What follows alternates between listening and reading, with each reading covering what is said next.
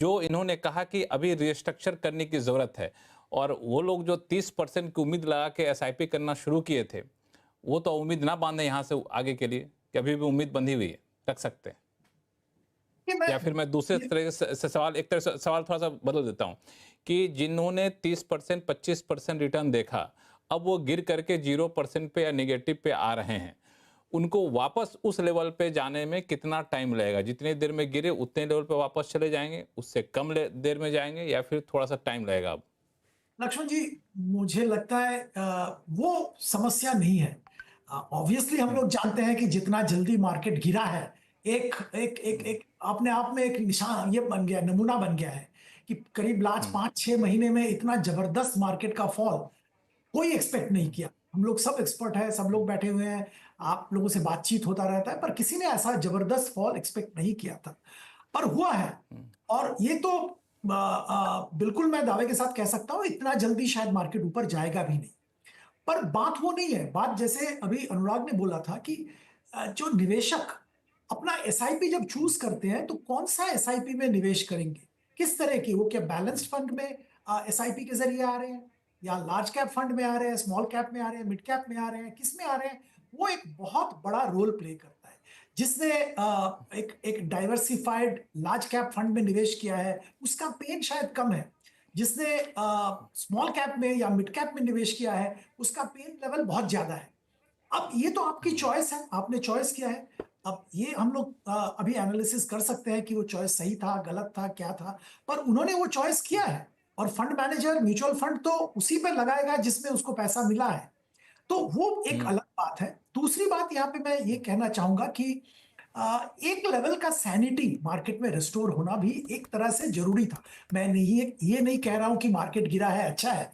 पर देखिए जो 2020 के बाद मार्केट में आए, उन्होंने मार्केट का ये डाउन साइकिल देखा नहीं था। और वो एक ऐसा स्थिति हो गया था कि आप कोई भी शेयर खरीद लो, कोई भी फंड में पैसा लगा दो, वो आपको ज़बरदस्त रिटर्न दे रहा था। उसमें ना तो कोई हुँ, ज़्यादा सोच था, ना तो कोई बहुत बड़ा एनालिसिस था, ये चल रहा था। हुँ, तो मार्केट तो ऐसे चल हुँ, नहीं सकता है, कभी ना कभी करेक्शन होना ही था। और जैसे हम जानते हैं, हुँ, बात भी करते हैं, वैल्यूएशन अनरियलिस्टिक दिख रहा था बहुत सारे सेक्टर्स में, बहुत सारे स्टॉक्स में, तो करेक्शन वाज़ हुँ, वारंटेड। अब करेक्शन का ट्रिगर क्या होगा, कितना जबरदस्त करेक्शन हुँ, होगा, ये देखने वाली बात थी। तो अभी हुँ, करेक्शन हुआ है और मैं ये भी यहाँ पे आपके दावा के साथ कह रहा हूँ आज के दिन में 28 फरवरी में आप नोट करिए कि मार्केट ऊपर जाएगा। कब ऊपर जाना चालू हुँ, होगा, एग्ज़ैक्टली कितना ऊपर जाएगा, कितना जल्दी जाएगा, ये बताना मुश्किल है। तो इसीलिए मेरी सलाह होगी निवेशकों के लिए, शायद एक हुँ, कोर्स करेक्शन का समय है। आप अपना जो निवेश स्ट्रैटेजी था, उसको थोड़ा एनालिसिस हुँ, कीजिए। आपका रिस्क जो हुँ। प्रोफाइल है, उसके हिसाब से आप डिसाइड करिए कि आगे जब करेंगे, तो कहाँ पे आप हुँ। निवेश करेंगे, कितना रिस्क लेना चाहते हैं? बिल्कुल, इस पे मैं जी, आऊँगा। जी। फिरोज़ अज़ीज़ साहब के पास भी जाऊँगा, लेकिन एक सवाल आपसे पूछ लूँ, चूँकि आपने कहा कि मार्केट तो ऊपर जाएगा। तो आपने ऐसी बड़ी होप जगा दी है ना, कि लोग यही सवाल पूछ रहे हैं कि अब कब ऊपर जाना शुरू होगा? कुछ संकेत मिल रहे हैं आपको कि डेटा के आधार पे कह रहे हैं, या फिर आपको लगता है कुछ फंड हाउसेज़ आना शुरू कर दिए हैं, या फिर कह सकते हैं कि इंक्वायरी शुरू कर दिया है, जो कहते हैं ना रियल एस्टेट के टर्म में इंक्वायरी आने शुरू हो गए हैं। कुछ ऐसा दिख रहा है संकेत क्या आपको? लक्ष्मण जी, 2 चीज़ मैं बताऊँगा। एक तो आज जो जीडीपी के आंकड़े आए हैं, अच्छे हैं। ठीक हुँ, है, एक्सपेक्टेशन हुँ, थोड़ा ज़्यादा था। अभी थोड़ी देर पहले जीडीपी के आंकड़े आए हैं। अच्छा जीडीपी का हुँ, आंकड़ा 6.2 और इसको याद करना पड़ेगा कि बेस जो था, वो भी बड़ा था। उस बेस के ऊपर आया है तो हुँ, आंकड़े हुँ, अच्छे हैं। एक एक हुँ, पॉजिटिव ट्रिगर मैं कह सकता हूँ आया है मार्केट में। दूसरी बात ये है हुँ, कि मार्केट जैसे फिरोज़ अभी ज़िक्र कर रहा था कि मार्केट जो ईयर का लो पॉइंट उसके आस-पास आ गया है। वो 4 जून का हुँ, जो लोएस्ट पॉइंट था उसके आस-पास आ गया है और हुँ, बहुत ज़्यादा गिरावट मुझे नहीं लग रहा है आएगा मार्केट में। एक हुँ, ओवरसोल्ड ज़ोन में मार्केट आ गया है, तो रिकवरी मार्केट में ज़रूर आएगा। अब इसके ऊपर बहुत सारे फैक्टर्स हैं जो कि ग्लोबल है। अब उसके ऊपर डिपेंड हुँ, करेगा रिकवरी जल्दी आएगा, बहुत ज़बरदस्त रिकवरी आएगा या थोड़ा बहुत रिकवरी करके मार्केट रेंज में घूमेगा। ये सब बहुत सारे अदर हुँ। फैक्टर्स हैं। पर बात ये दूसरे ज़रूर है कि ग्लोबल इवेंट्स के अलावा हमारे जो हुँ, इंटरनल फैक्टर्स थे, जो जीडीपी के आंकड़े थे, कॉर्पोरेट परफॉर्मेंस थे, वहाँ पे भी थोड़ी दिक्कतें थी। तो जो हुँ, ग्लोबल निवेशक है, वो देख रहे थे कि हाँ, ये तो ओवरऑल प्रॉब्लम है, उसके साथ-साथ इंडिया के में भी थोड़ा स्लो डाउन का माहौल आ गया। अब अगर इंडिया का हुँ, स्लो का माहौल ठीक होता है तो बाजार जरूर रिकवर करेगा, क्योंकि India end of the day अभी भी अट्रैक्टिव मार्केट है निवेश करने का। ये तो मैं जरूर मानता हूँ। ऑफ कोर्स यूएस में जो उथल पुथल हो रहा है, यूएस फर्स्ट जो स्ट्रेटेजी ट्रम्प साहब का है, वो सबसे इवेंचुअली क्या होगा बताना बहुत मुश्किल है, पर India will continue to remain an attractive market. बिल्कुल। फिरोज अजीज साहब, एक सवाल का जवाब देते हुए जो अभी सुदीप जी ने कहा कि मार्केट तो जाएगा, लेकिन जिस तरीके से मार्केट गिरा है उसी तरीके से उठ जाएगा, ये कहना थोड़ा सा मुश्किल है। मैं इनकी भाषा में नहीं, मैं एक निवेशक की भाषा में आपसे पूछूं कि हमारा एसआईपी जितना कम हो गया है वो वापस कब तक जाएगा उस लेवल पे? देखिए, एसआईपी जो कम हुआ है वो इतना कम नहीं हुआ है, हम तो ज्यादा ही परेशान हो रहे हैं। मैंने दो इंडिया के जो अच्छा। बंदे हैं जो 15% एसआईपी इंडिया के संभालते हैं, एक है संजय शाह प्रूडेंट वाले, दूसरे हैं एनजे के जिग्नेश भाई। इनके पास है 3,000 करोड़ 26,400 में से। जो रिटेल निवेशक ना, थोड़े लोग परेशान होते हैं वही सवाल पूछते हैं। जो 99% जो परेशान नहीं होते वो सवाल नहीं पूछते। इसमें सर्वाइवल बायस है। आपसे जो फोन करके पूछते हैं ना वो अच्छा, परेशान, जो सवाल पूछे परेशान है, मान लीजिए। वही फोन करके पूछते हैं। हाँ। जिनके पास कोई कोई उनको हाथ पकड़ने वाला नहीं होता ना बुरे वक्त में, तो आ जाते हैं फोन करके व्हाट्सएप करके। अब मैं चलिए हम लोग हाथ पकड़ लेते हैं ना, हाँ, हम लोग हाथ पकड़ लेते हैं उनका। करेक्ट। तो आप देखें एक रिटेल निवेशक, देखिए अब मैं संभालता हूँ एचएन, किसी के 150 करोड़ रुपए, उसके दिन के 2 करोड़ रुपए ऊपर नीचे होता है, उसको संभालना थोड़ा ज्यादा कठिन है।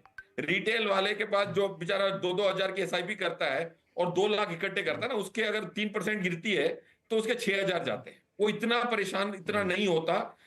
अगर आप मार्केट में जाएंगे, मैंने बहुत सारे रिटेल इवेंट्स किए हैं और पूछा है लोगों से, कि जो चुप रहते हैं ना उनसे ज्यादा पूछता हूं, बोलते हैं मुझे पूछने की जरूरत ही नहीं है, मैंने एसआईपी देखा हुआ है। कमिंग बैक, अनुराग साहब ने जो कहा, मैंने जो डेटा दिया ना वो रोलिंग रिटर्न का डेटा है from the privatisation of Indian mutual fund industry 1993 से मैं डेटा दे रहा हूं।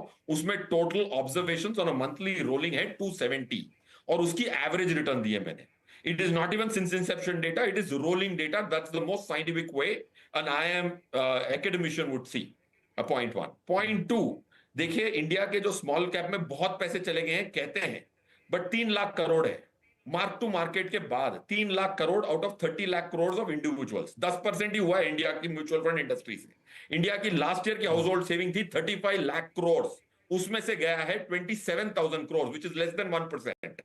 43% went into deposits of 35 lakh crores. India की household savings total is 900 lakh crores. उसमें से 3 लाख करोड़ कितना होता है? सेकेंड डेसिमल होता है।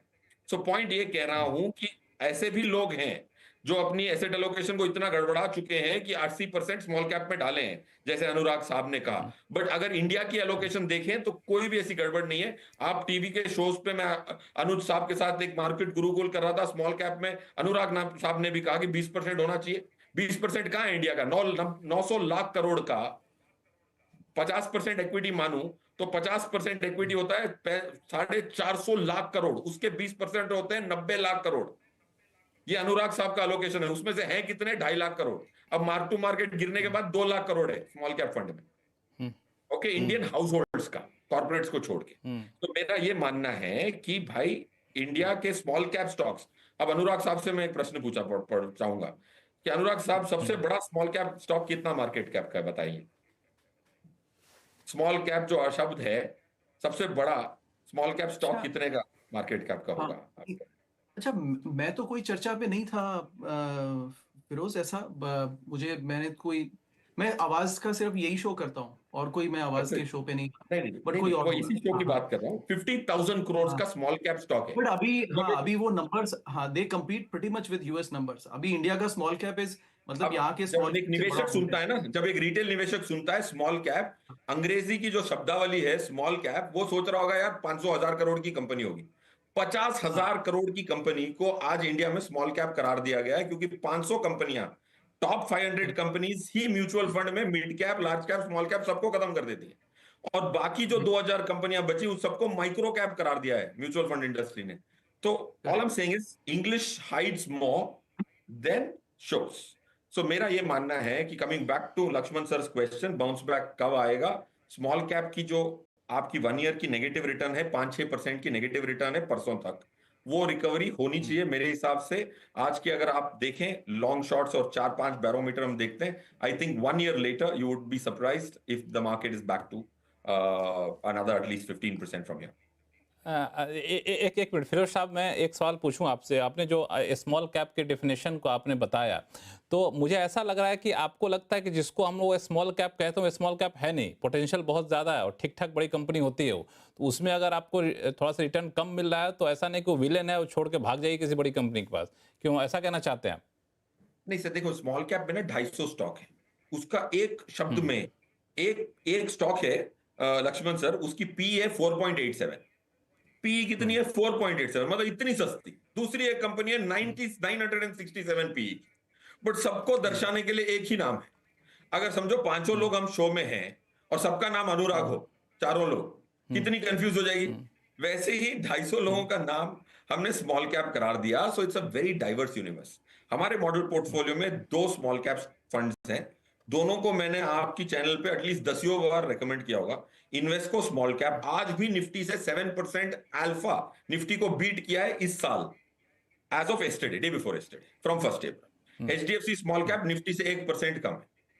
इतनी कार्नेज के बाद तो स्मॉल कैप को one size fits all can't do that. I think that will be unfair to the investors. ठीक है, मैं इस पे एक सवाल और लूंगा आपसे, लेकिन पहले अनुराग जी के पास आता हूं। अनुराग जी, आपने जो शुरू में कहा था, जिस पे फिरोज साहब ने रिएक्ट भी किया, कि आपका फंड एलोकेशन कैसा है उस पर काफ़ी हद तक निर्भर करता है, उसको थोड़ा ठीक करना पड़ेगा। हम लोग स्मॉल कैप पे बहुत ज़्यादा चले जाते हैं। आपके हिसाब से फंड एलोकेशन आइडियली क्या होना चाहिए? और अगर अभी किसी ने मान लिया जाए, जैसा कि आपने कहा स्मॉल कैप में ज़्यादा फंड एलोकेशन कर रखा है, मिड कैप में ज़्यादा कर रखा है, लार्ज कैप में कम कर रखा है, तो ये समय क्या सही है क्या रीबैलेंसिंग करने का, कि नहीं अब थोड़ा रुक जाए, थोड़ा सा उठने तो स्मॉल कैप को भी, जो जितना गिरा है उसी तरह से थोड़ा बहुत उड़ जाए तो कुछ बेनिफिट रहेगा, कि नहीं अब रीबैलेंसिंग कर लेना चाहिए? हाँ, करेक्ट। ओके, अच्छा, बस एक बार जब फिरोज दोबारा आए तो एक बार एक्सपेक्टेशन रिटर्न्स का मुझे सेटल नहीं हुआ कि कितना एक्सपेक्ट करे इन्वेस्टर। आई थिंक वो इंपॉर्टेंट है। नहीं फिरोज साहब हैं, आप चाहें हाँ, वो तो उनके पास, तो फिरोज साहब से सवाल पूछ सकते हैं, आमने सामने हो सकता। हाँ, आई एम सर, वो डेटा बेटर होगा उनके पास में। मेरा अंदाजा है कि 10 से 11-12 के बीच में एक्सपेक्ट करना चाहिए एसआईपी इन्वेस्टर को, चाहे वो कहीं भी इन्वेस्ट करे। तो आई थिंक फिरोज ने थम्स अप दिया। Okay, that's a good number. So we kind of agree there. देखिए, एसेट एलोकेशन, एक मिनट हेलो, एक मिनट, तो आप लोग सब लोग इस बात पे सहमत हैं कि 10 से 12% आपको एसआईपी पे रिटर्न मिलेगा एनुअली, उससे ज्यादा नहीं मिलेगा? 25-30% वाली हालत बात बीते दिनों की बात हो गई। फिरोज साहब, अनुराग जी, हाँ या ना? नहीं, बिल्कुल ये भी 10, हाँ, 10 से 12।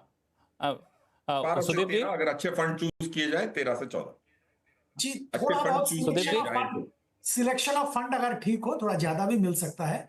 मैं तो निवेशक को लक्ष्मण जी हमेशा पर्टिकुलरली नॉन एग्रेसिव निवेशक को बैलेंस्ड फंड के जरिए निवेश करने का सलाह देता हूं, जिसमें इक्विटी डेट एक कॉम्बिनेशन रहता है।